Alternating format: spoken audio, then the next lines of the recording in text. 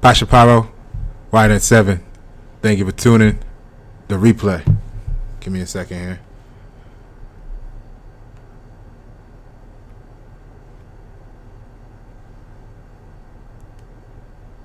All right, hold on a second.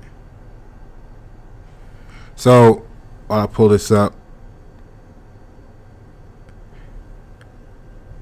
what I want to go over today is there. Okay. So what I want to go over today is you know me, I'm always having thoughts. And oh, by the way, if get this. All right. So if first of all, you guys subscribe to the channel. All right. Subscribe to the YouTube channel. I know some of y'all are gonna be like, Posh, it's been a minute. It's been like 2-3 weeks, almost a month, maybe. I don't know. Time just all my days just bleed together sometimes. You know how it go, y'all creatives. Y'all know how it go when y'all getting creatives. I did 3 songs. I wrote 3 songs, recorded, mixed, and mastered them. In like 2 weeks. So then there was like that little recharge period afterwards. So anyway, subscribe to the channel, hit the notification bell. That way, whenever I pop up, you get notified. You know what I mean? All right. So what I want to jump right into, I want to start with this.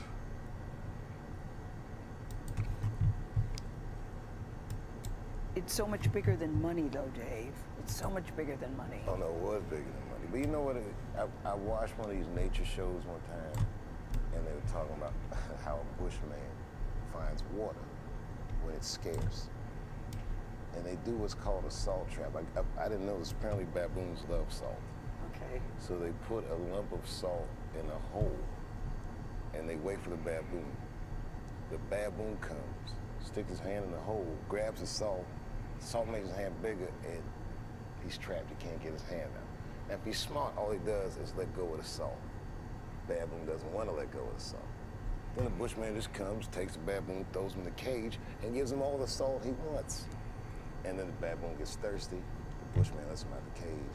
The first place the baboon runs to is water.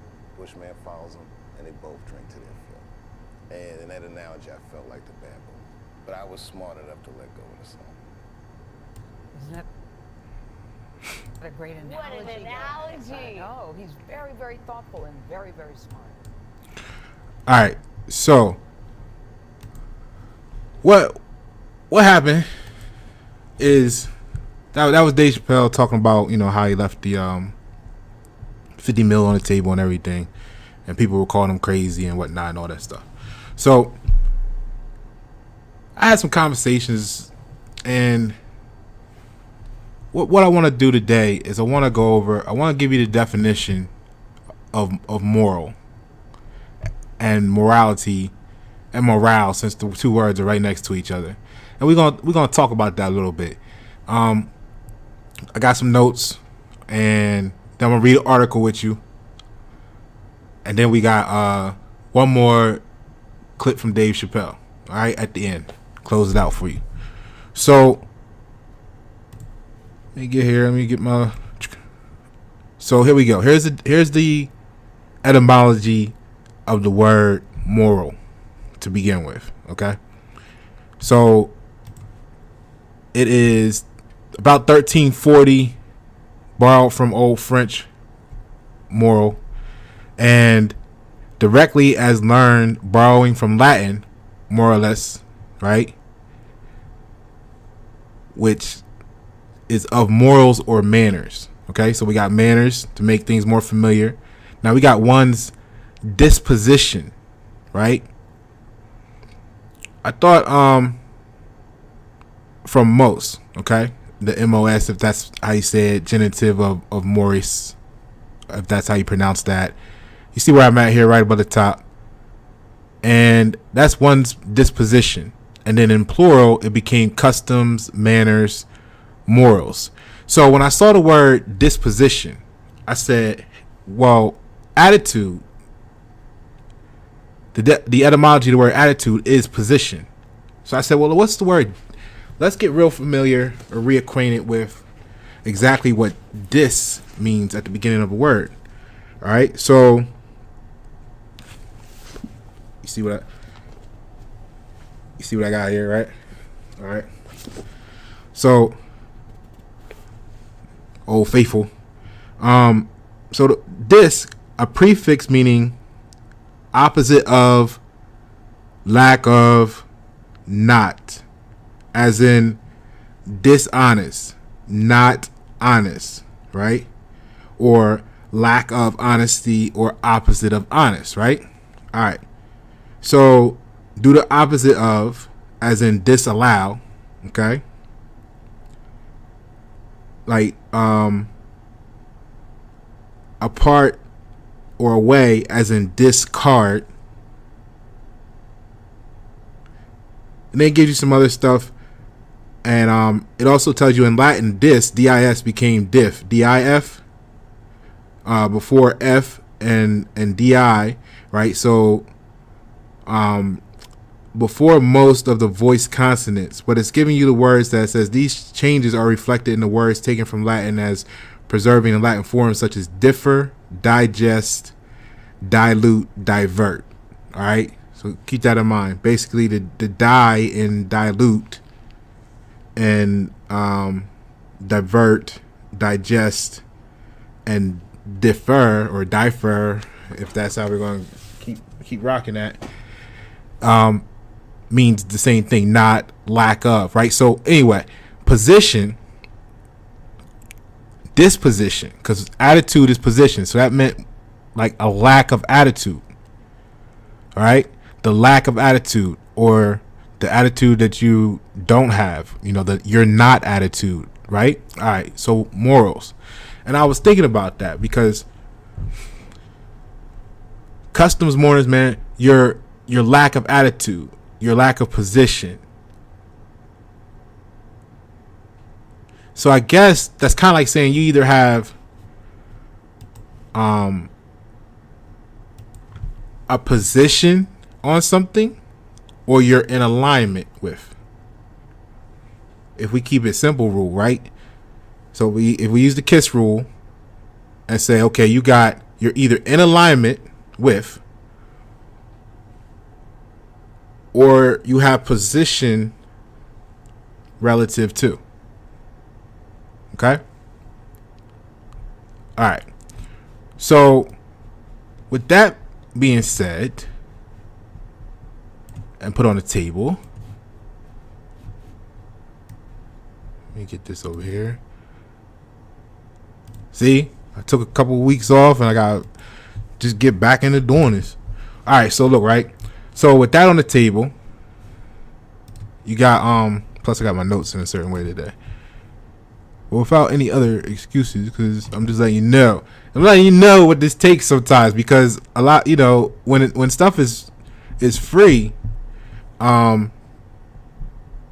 people have a way of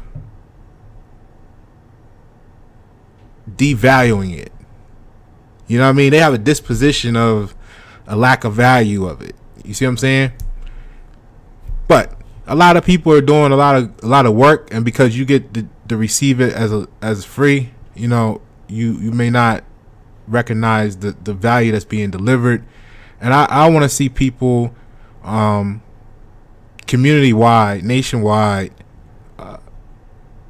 give people the credit for doing what they do. You know what I mean? Whatever that may be. So here we go. Matter of fact, look. So a guy shook my hand today, and I know, I go there a lot, and he shook my hand today, and I'm taking the facts and I'm reorganizing them, the order of them, so that this story will make sense to you without me having to tell you the whole story. All right. As far as moral, so he said, because there was something that came up today that we had talked about before. You guys know me. You know how I am, and so what had happened was, you guys are familiar with. I used to work, let's say, in the financial world, credit cards, stuff like that, customer service. That's where I learned a lot of skills from, really dissecting the knowledge that they had acquired with their billions and trillions of dollars. Okay. Now, and you guys that are maybe new to the channel and haven't already heard the story, basically I walked away from the whole financial industry as a whole, because when you're studying knowledge, not certain knowledges, you go down certain rabbit holes. The truth becomes that what we call money, isn't money. It's currency, which, we're technical here at Y97 because we're not we're trying to be truthful. So with all that said,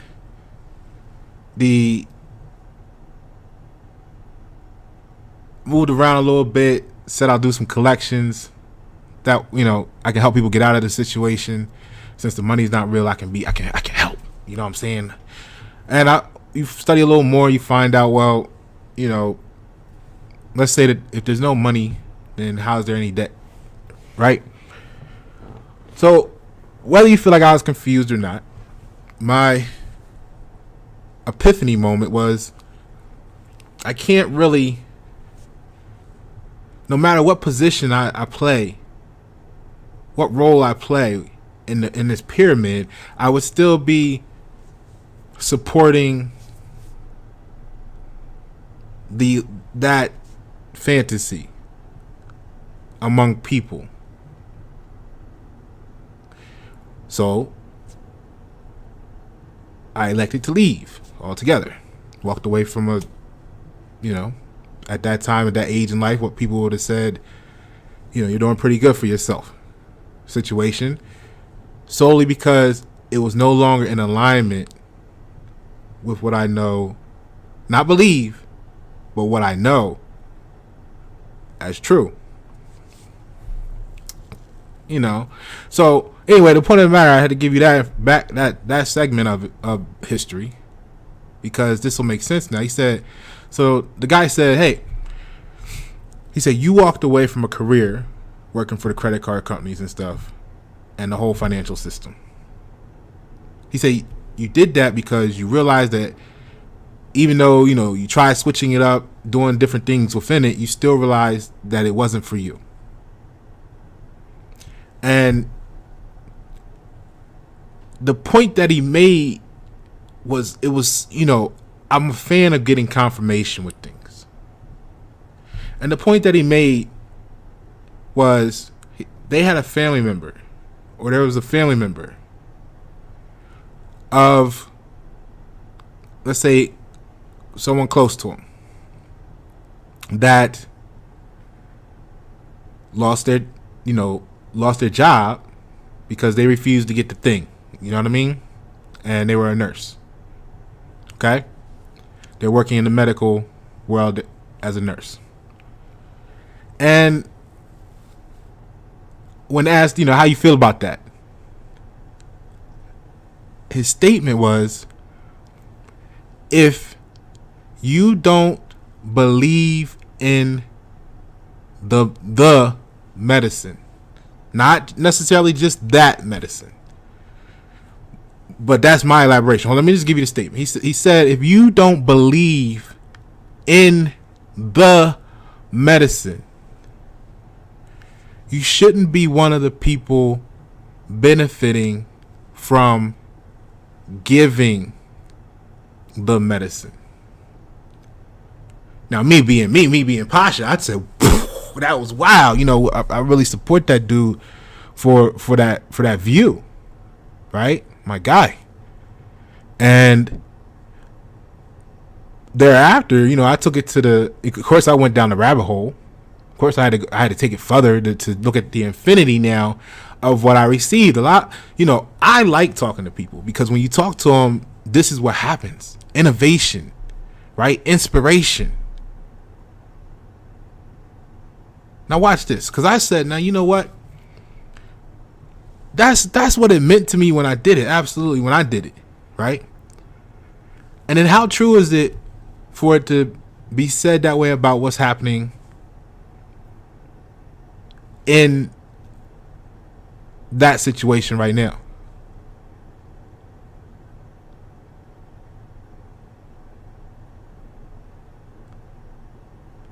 Because my thing wasn't just about that particular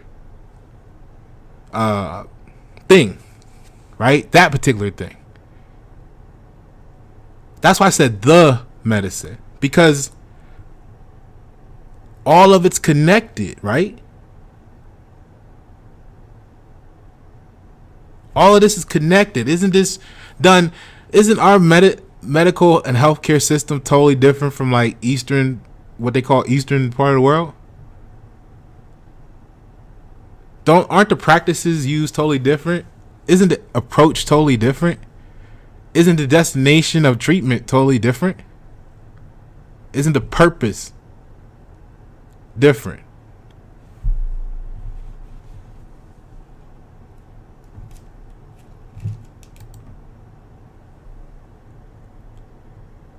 Aren't the customs, manners, and morals different? Why? Now, see, when we look at morality, it says the instruction in morals.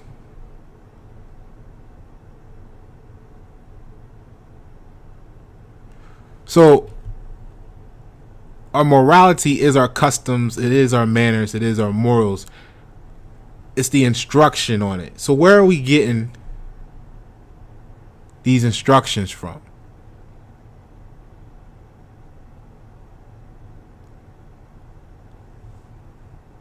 You know what I'm saying? Now, when you look at morale, which just happens to be the next word in the book, morale came about 1750. Let's say 400 years later, right? Principles, moral principles or practice. And that was borrowed from French morale, which was morality or good conduct. Now note there at the bottom that says the meaning in regard to confidence, especially of military troops, is first recorded in 1831.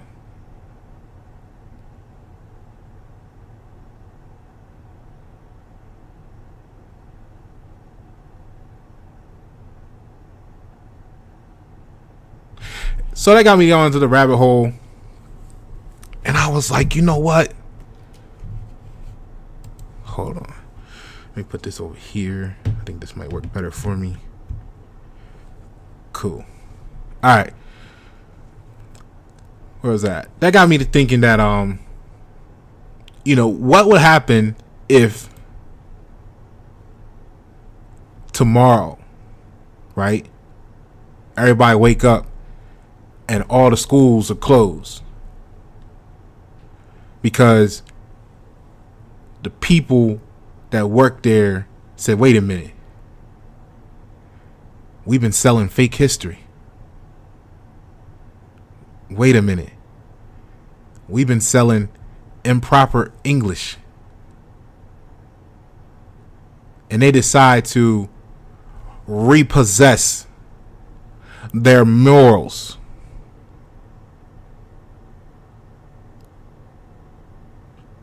The last conversation we had was on possessions. Invoking and evoking. What happens if the police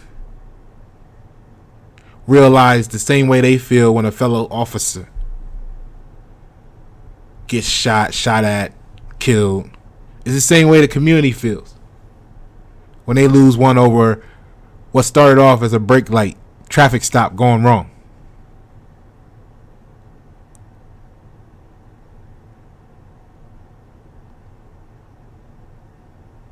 What happens when people repossess morality?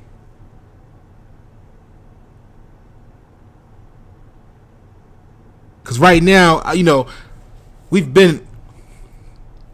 all been here. We've all been at this moment. Fellas, man, how he wants, I don't even know how to present it, but check it out. Like, it's easy for us to associate with this much of reality right here. Boom. This much right here, right? Let me get to what I'm saying here. If someone hits you, hit them back. Don't let nobody talk to you any type of way.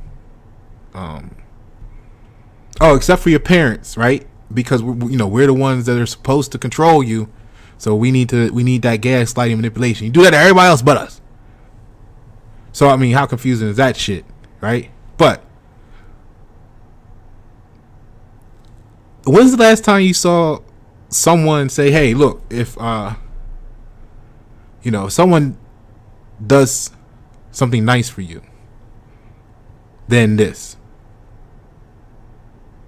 Hey, if you have a business and you had an opportunity to give a little extra, do you give it away, or do you advise and recommend on what the value is as an upsell?" Like, I guess what I'm saying is, why don't those type of, and I'm not saying that's what you need to be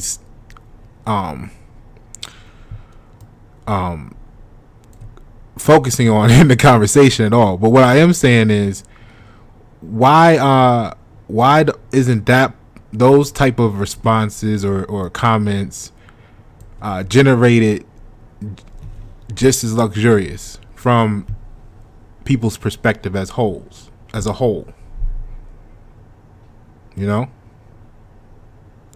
Because that's where we get into the situation later on in life where people don't know how to operate together because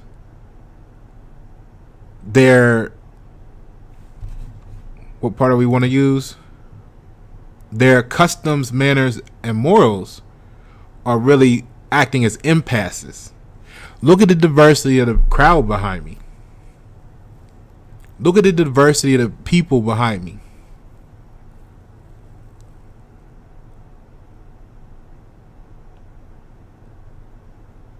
See, your customs, manners, and morals are your possessions as well.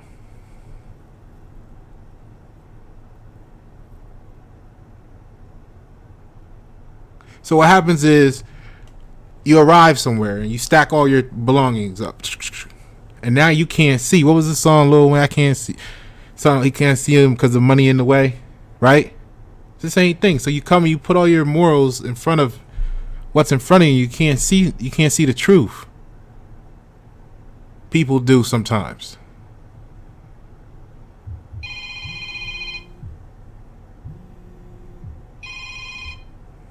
Excuse me. So that's what we gotta look at. Look at all the walls that could be forming. There'd be a whole honeycomb, because there'd be walls all around each person, and if you look at it that way, that's what's acting as an impasse from our success as a nation. Y'all think we the great. They done sold y'all that we're the greatest nation in the world. And I'm not saying elements of that aren't true, or when you look at it at this point or that point, that there aren't areas that we shine. Just like any team, right? The Lakers didn't win the championship last year. You see what I'm saying? So, just like any team. So some of our greatest impasses are self-inflicted. All right? I don't, let me know if you see it more than I do. Maybe I just came from an isolated pocket of people where they don't know how to celebrate. Like we got videos on it. We done brought it up a few times. Humble versus proud. It's difficult. So for things you're not proud of, I guess that's a way you could easily say why you're always in attack mode. It's always a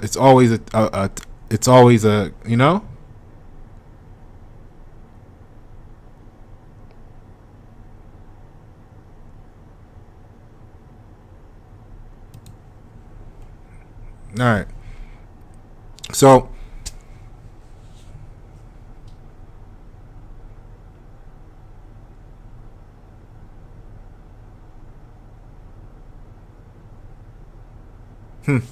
so let's look at this article here.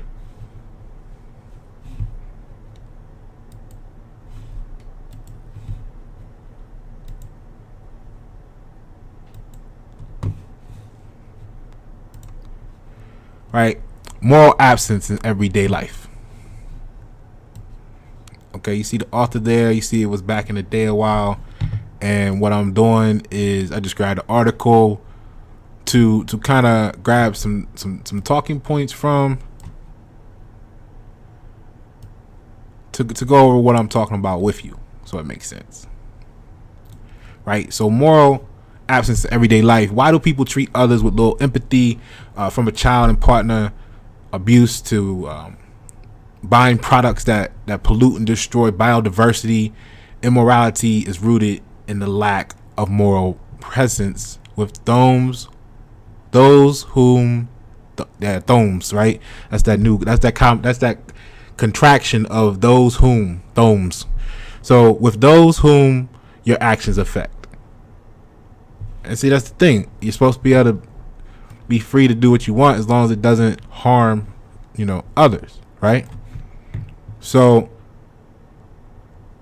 I think this is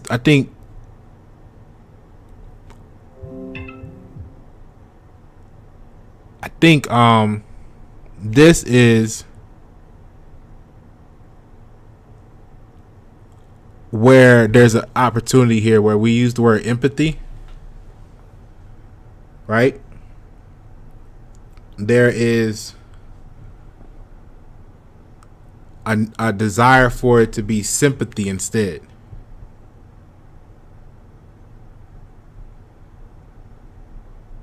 Excuse me 1 second.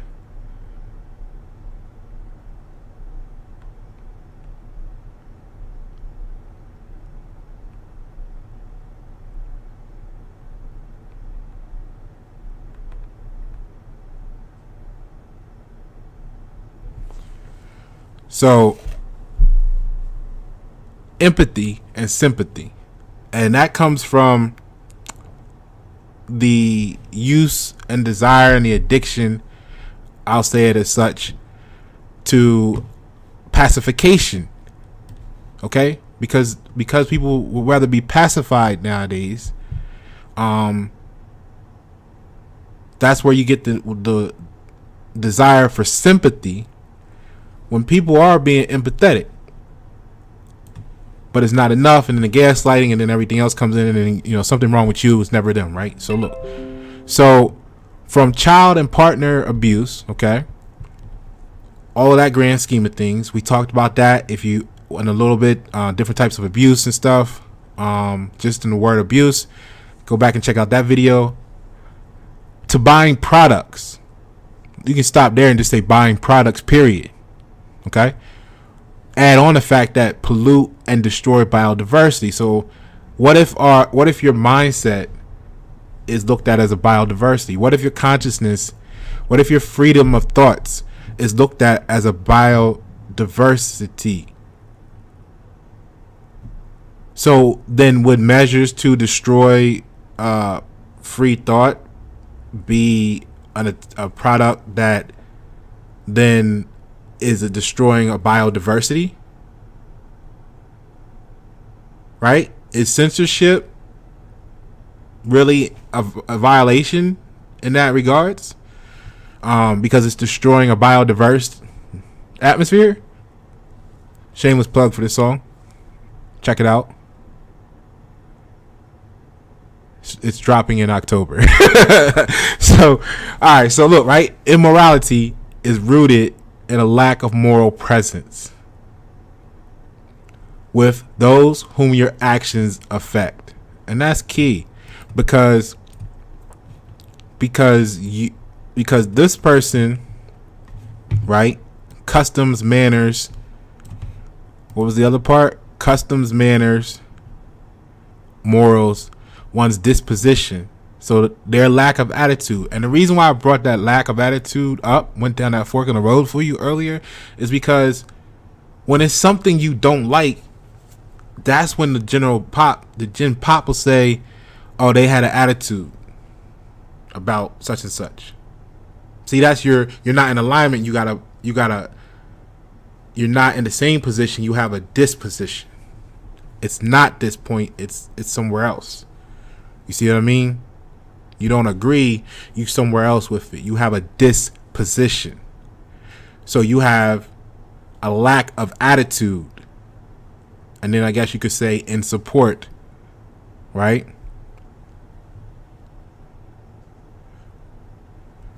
So when you're in alignment, though, it's cool. It's you don't care. Everything's good. It's a great day, right? It matches you. It blends with your customs, manners, and morals, right? Okay. So that's why I brought that up earlier, because what you don't have an attitude about, you support, basically. In the way it's used is when you have an attitude about something, you're like against it. So look at all the things that you don't have an attitude about. Like I said, many people don't care that the schools are teaching us things that for some of us 20, 30 years later, we realize it's not true. So why do we even have conversations with the schools for anything for our future generations? Why? In the current state, why is there not a disposition seen with that? What convenience factors overrode morality in that situation?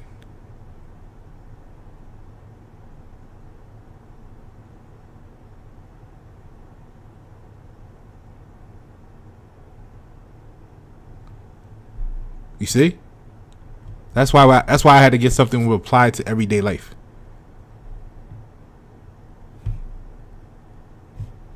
Let me get back here for you. So, all right, where are we at? With whom your actions affect. So yeah, you want somebody out there wants censorship. Whom does your actions affect? Like you can't say, well, we need to censor it because your actions are affecting this group of people, and then we're gonna do that by having an action that affects everybody. I mean, which one is the bigger disposition? Everybody or just this one group of people? So whether from a sense of superiority, disgust, fear, duty, or anger, it boils down to moral absence, a lack of relational presence in the moment. It can happen to all of us, she says. All right.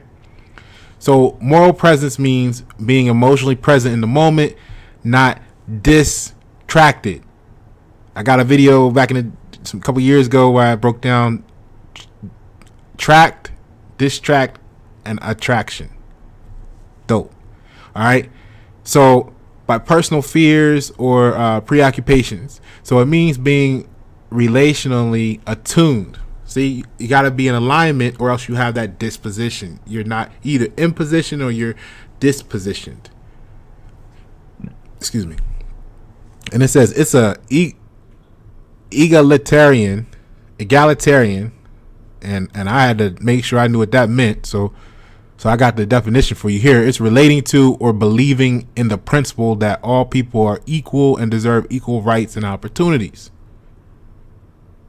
So reciprocal dance of intersubjectivity, a person-to-person discovery and creation of unique relationship in the moment. So it says this requires flexible adaptability, which is built on well-functioning physiology. And they give some stuff about the vagus nerve, stress response, and the right hemisphere, right? So when good physiological functioning is lacking, we are likely to become stiff and rigid in our thinking and relationships. Instead, we follow scripts and rules because we have a hard time being flexibly responsive in the social moment. This is why is this why there's codes? You know what I mean? And, like the problem with codes is you're always going to have the moments where they don't work. They don't fit that moment. So by practicing codes instead of, it's like a chess game. Like you got pieces to the game. But I've asked this before, what's the most powerful element in the chess game? And people will tell you, they'll pick their whatever piece they think it is, and they'll tell you it's the queen, it's the king, it's the rook, it's the pawns. Right? And in reality, it's none of that. The most powerful element is not even on the board. It's you or I if we're playing the game. We're the one moving the pieces.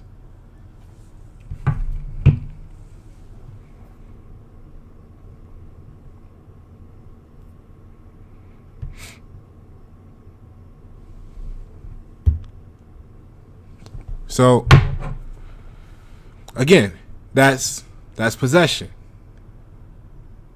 All right? Your physiology is part of your possession. It's plural. So look, following scripts is one way to fail in presence. Failure in social presence can come about in multiple causes or from multiple causes. So lack of personal experience. See? So it says the knowledge about something. Lack of personal experience and knowledge about something. So instead of facing the unknown with humility and openness, we take up someone else's opinion, an authority figure. Right? Remember we talked about the perceived authority figures, right? A friend, public relations folk who tell us what we're supposed to think or feel. I didn't mean for that to line up with censorship. I didn't. Okay?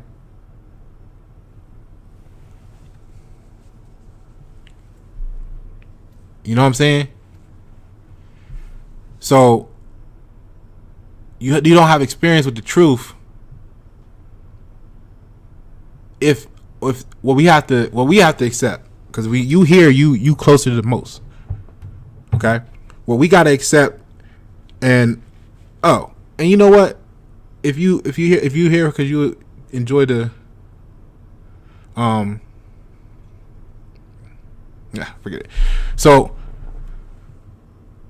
you close to the most. So you know firsthand how people act about their perceived authority figures. We talked about what the authority really is. All right.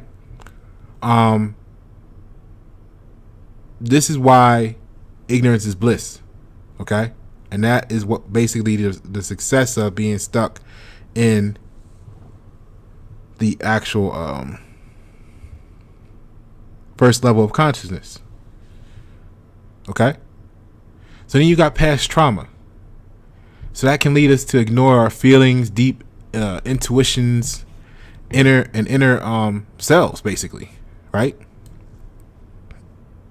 Then we are likely to push away anything that is threatening to our current fragile, superficial self-perception, as so eloquently written by the author Darcy Narvaez, PhD. All right. So, ideology is a set of beliefs. Okay. The past trauma, you ignore your feelings and stuff. Like, there's things telling you that something's not right, but you're like, this is how normative social influence is created. You don't go with your gut, you go with what everybody else is doing. That's why they call it a herd mentality. And I'm not saying it's you, but I'm talking to you. And this will help you translate it for the people in your life that you need to have these conversations with at those times. So, ideology, a set of beliefs adopted not from personal experience, here we are again, but that seem to offer a shield from what we see as threats. Now, check this out. So, for example, right, if you were raised in a family that felt unsafe, a particular religion can offer a harbor of safety by assuring you that something better is coming if you behave or believe a certain way.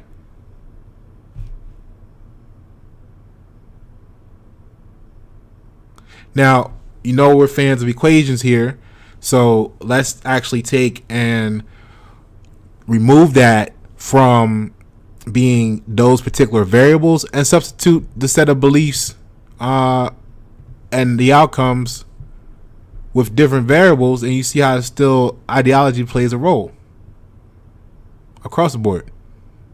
Role expectations, matter of fact. How many times have you met someone who treated you like a category instead of an individual? This is a huge problem right now. And I know a lot of you guys have people that would be offended. Like anything else, pacification has reached. But they don't, instead of inquiring maybe, well, what do you mean when you say you're not U.S. citizen, you're American? They would just rather, have all this negative energy towards you because it's something they don't understand, right? So they don't understand that that's your response to them treating you like a category instead of an individual. See, they didn't take the time to ask you who you were. They were too busy assuming because of their ideology, right? Because of their past traumas, maybe.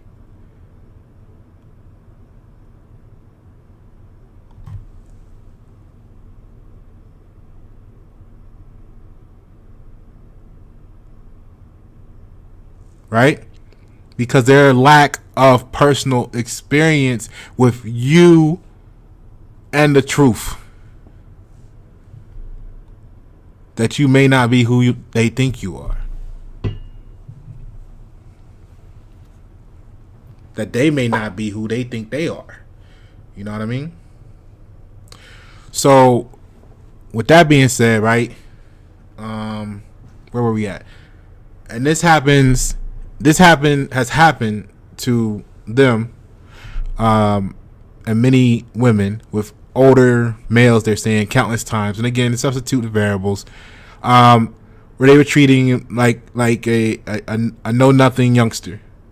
Now, this goes back up here to where it was saying their lack of personal experience, right? And knowledge about something, instead of facing the unknown with humility and openness, they take someone else's opinion and authority figure a friend public relations folks who tell them what to think and feel. So no, you can't possibly be right if you're saying something different or different, or if you have a disposition with my authority figure. You can't possibly, now it's a battle of like,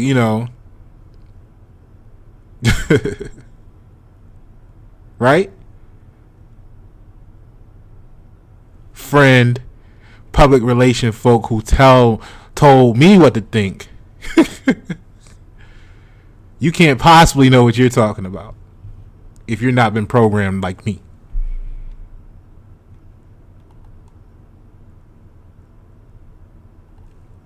So we can also be focused on something else at the time of moral action. It says, continuing the article, distraction. It says we may lead ourselves away from capacities to concentrate with constant attention shifting between one screen or another, and forget to be present in the moment. This is why they tell you, like it's a good practice that when you have a meeting to have your phone not just on the table, off the table, but away. You know what I mean? Like in your pocket or something. To show respect.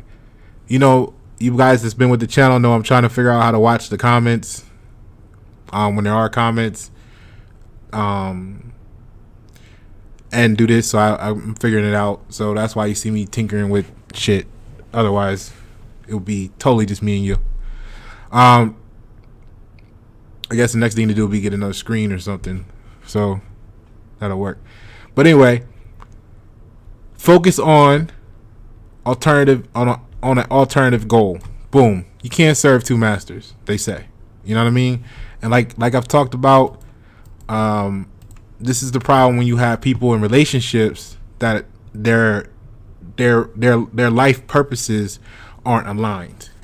Okay? Because now your job, everything is your different careers and everything, they're all in competition with who's supposed to be your teammate. So now you're on the same team and you're competing on the team for team shit. Like, fucks everything up. So you need to have a unit that agrees on the destination. We've talked about it in ways such as the Simon Sinek quotes about the two different control group, or the control group and the test group they use. We went over that in some videos. So that's really what it is there. So right here it says famous experiments have shown for that focused attention, counting balls, passes, and can make us miss the otherwise obvious, a gorilla walking through the scene. I'm sure a lot of you guys here have already seen that video. If not, let me know in the comments below. I'll find it, get you a link sent to you.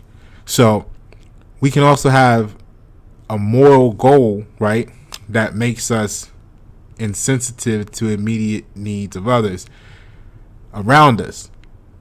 They said in an experiment, I gotta look this one up myself because I want to see this. I want to see how this happened. I want to see how these people stepped over these people and just, But the experiment showing that time constraints led to seminarians, right, stepping over moaning victims, but they were actors, like crisis actors, right, on their way to giving a sermon on the Good Samaritan. Right? I know a few of y'all out there are like me. You've lost your job standing up for people. You know what I mean? So, but see, what happens is you've only got to go through those experiences yourself a few times to realize that the people you stood up for the whole time, when it was your neck on the chopping block, they ain't say nothing. They just sat there. I'm like, damn, that's fucked up. That happened to so and so. Now who's gonna protect us? You know what I mean? So that happens so long until do you let it change you, or do you need to change the people around you so that you can be who you really are?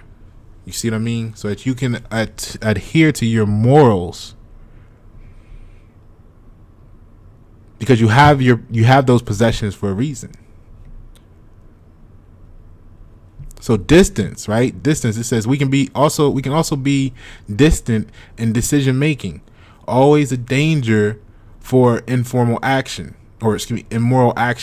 Deciding on the fate of people you don't know from a desk or computer is way too diffuse responsibility.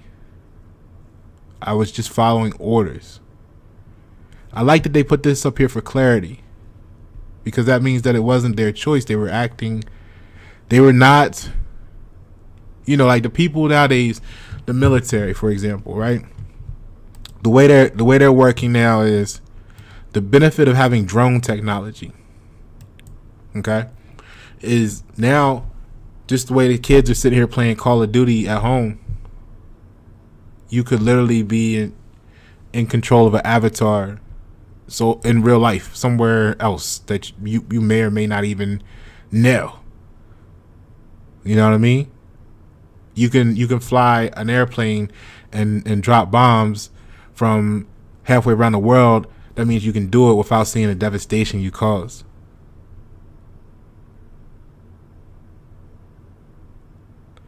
So, especially as artists, I mean, like when we're creating some of this stuff, it's easy for it to be created in the studio, but when that is gonna manifest into something in reality, I think it's a responsibility that we have to make sure that we're considering those people, those, what did I say up here earlier, to the people around us. Make sure we're considerate of those people. We talked about that when we talked about the real solution for the violence would be to change the economy, the capitalistic system itself. But they're not, are you going to do that? Are you going to go through all of that? That's the thing. Are you going to go through all of that? Or are you going to bend your morality to align with the fact that you're losing people every day? What feels like the path of least resistance for you? Now, once you say enough is enough, we are willing to get rid of that, to make, to create an opportunity for a new way of life to blossom, to bloom from that. Then you can have change. But until then, ain't nothing gonna change, because the origin of it all hasn't changed. That's what happens. Distance. That's why all the politicians live in DC. It wasn't common, 100 years ago for them all to take up residence in DC. They would travel when they needed to and come back to the people and be around the people. Right? So supposedly we the people.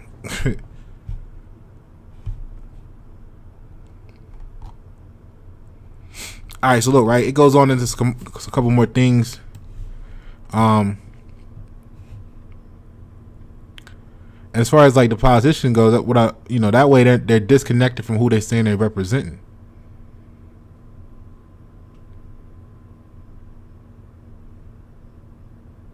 And this is why families get torn apart and all kinds of stuff, because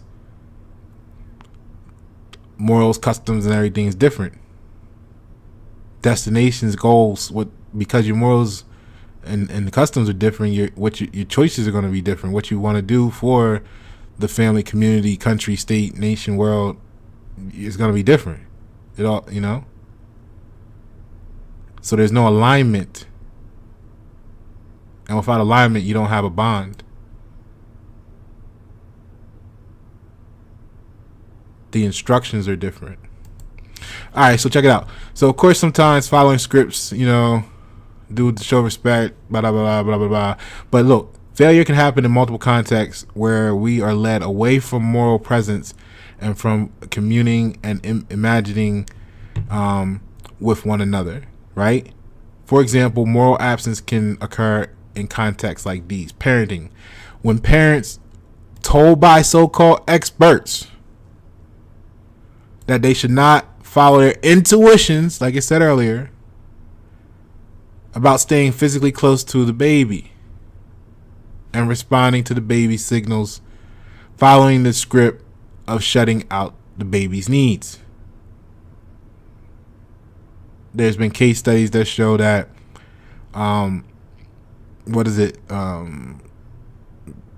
the sudden infant death syndrome, or just babies die, period, due to lack of touch. So, in that conversation, they talk about how, like, you're leaving the kid, parents that leave their kid in the room crying, so that they'll eventually stop crying. If they do that too much, too often, too long, whatever, that results in that could potentially result in death, because something about the stimulation of the baby converting into the being abandoned in his mind or something like that. Like, so, a lot of people have abandonment issues on different levels that they're dealing with in different ways, shapes, or form. All right. So family, when instead of relating to one another as fellow human beings, right, a hierarchy of value is imposed. And that's dangerous. That's that mob rule. That's democracy. So typically the husband is at the top of the hierarchy, and his opinions and desires are primary. Mother and children tiptoe around his demands and never fully flower in his presence. Now, this was written by a woman, and I'm not saying this is not a woman's perspective or not, but this is, like I said earlier, she's great with the pen when it comes to the descriptive theatrics of the conversation. And this is the reality for some people. Don't be misled there. They, absolutely do have to tiptoe around. So I'm not saying that this is the case for everybody. Some of it's maybe a little closer with, most people probably think that the male should lead the household. So there's elements there, okay? What I would like to use this as is to go, family, we've talked about, is just whatever organization you want to structure and call them family. But what I like about it is saying, instead of relating to one another as fellow human beings, the hierarchy is put in position, right? And it's based off value. So the danger there is, if your focus is social value and in a dumbed down society, let's say, right? How I want to say this. In a dumbed down society, or in a society where we know that they're trying to create a shorter attention span, they're trying to dumb everything down, this is what you're saying, right? So if that's the case, then the people with the greatest social value are going to appeal to the majority of those people. All right, so here's what I'm getting at. Now, someone that has a destination focus for your community, your family, they're not going to receive the same social credit score or evaluation. Why? Because they're going to be saying things, if we go back up to the top, that many people have a lack of personal experience with. They may be causing people to be reminded of past traumas. It may be a conflict in their ideology and the role expectations. Like, you're not in a suit. You can't teach me anything. You know what I mean? Right? Girls just want to have fun. So I think that's important to look at like that, because the hierarchy of value is only determined by what that population is valuing. Agreed?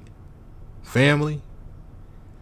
So if you value money, currency, right? Then boom.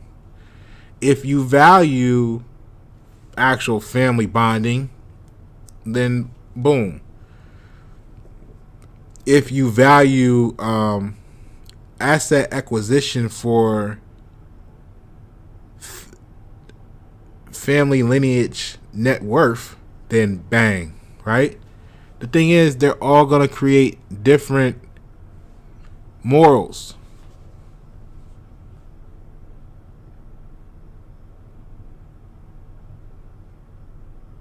What am I saying? They're all going to create different attitudes of acceptance and disposition.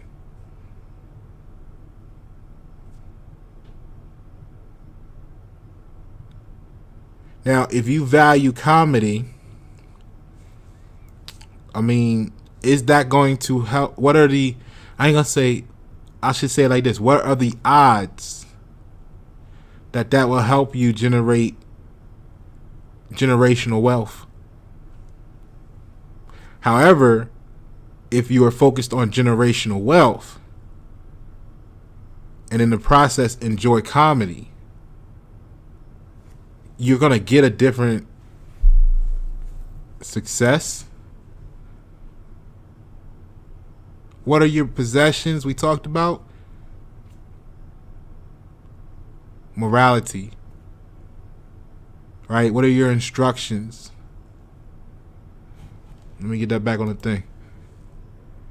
What is your instruction in morals? Because you possess that code within you.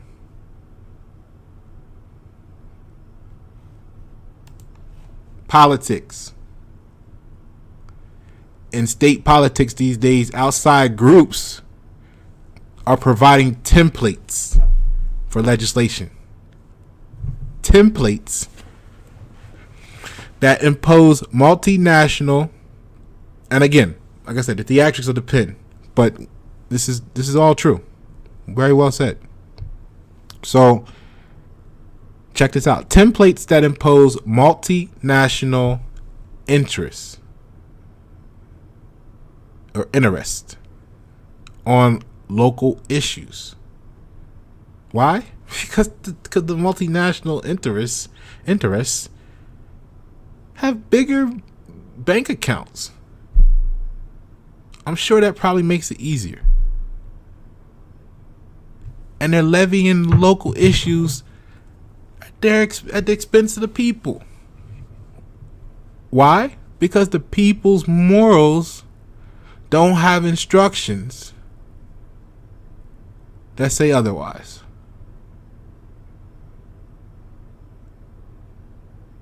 And circumvent the normal wrangling of persuasion involved in real problem solving, which is why they're not in the business of solutions. They're in the business of treating the symptoms.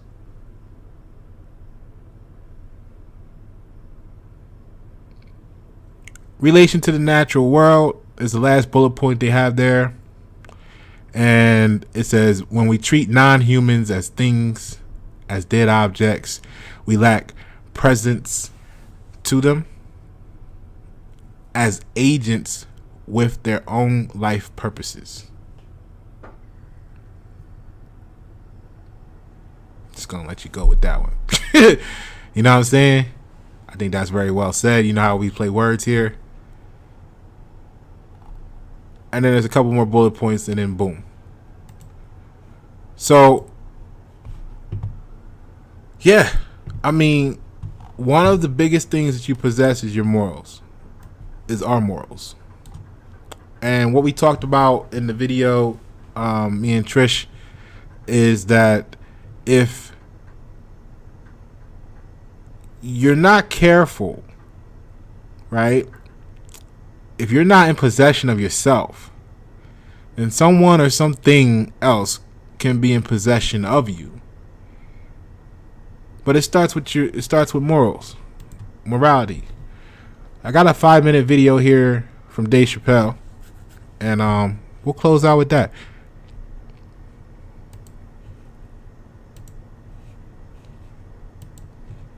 And I just want to tell you, I'm the first person in my family to not go to college. And as the president has told you, I've done outstanding in spite of that.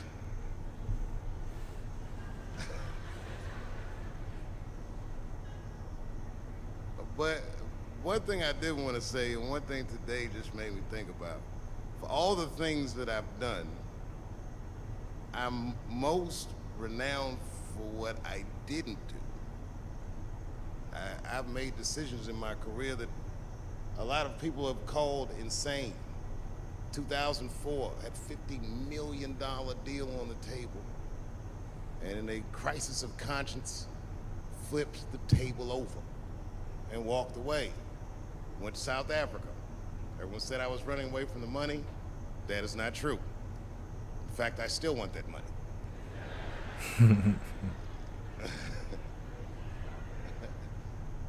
The idea that I wanted to just share with you guys is the idea that sometimes you do what you think is best, whether anybody understands it or not. I heard a story about my father where someone told me he used to do statistics for a company in D.C. The company he did statistics for started doing business with the South African government, so he quit his job. It's caused a lot of problems between him and his wife. It's hard for a man when he can't provide for his family the way he wants to, and he suffered through it. And a generation later, when I had my crisis of conscience, I was able to go to a free South Africa and get away from the heat. This idea that what you do in your lifetime informs the generations that comes after you is something I keep thinking about, something that is so much bigger than just ourselves. And today I'm standing in front of you guys, and I know you guys are like, oh, I know you're bored. But I see family of mine in the front row that some who I've never met, and I just realize how all of us are connected. That my great-grandfather built something more substantial than buildings. He built a community, and he built, more importantly than a community, he built a way. You know, so I'm very grateful. Very grateful. Hello, police. I just saw him saying, you know what I mean? He's standing over like, so this is what black people talk about.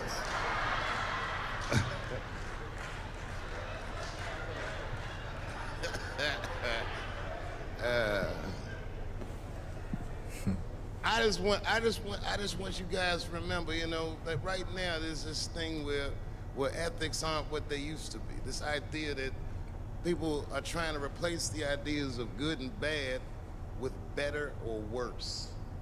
And that is incorrect. You gotta keep your ethics intact because good and bad is a compass that helps you find the way. And a person that only does what's better or worse is the easiest type of person to control. They are a mouse in a maze that just finds the cheese. But the one who knows about good and bad will realize that he's in a maze.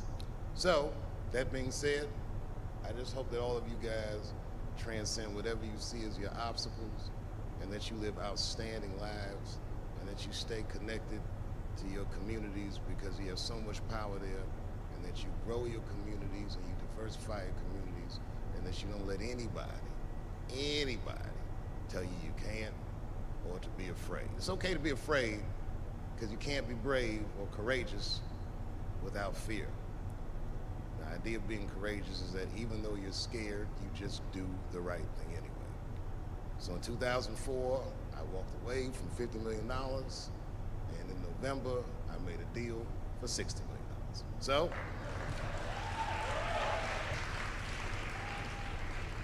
although I am not the most famous comedian of my time, I would like to know what their great-grandfathers did. I'm very proud today. So there it says the hardest thing to do is to be true to yourself, especially when everybody is watching. So I just wanted to leave you guys with that, you know? Just something I was thinking about. I was thinking about things, and as I thought about those things, it became, that was the answer. Morality. Thought process is all that separates people. You know? We've talked about that. That's what morality breaks down to. What are your instructions? Okay? So if we want to make changes in the output, we might have to make some adjustments in what we input. Pasha Paro, YN7. Thank you for tuning. The replay.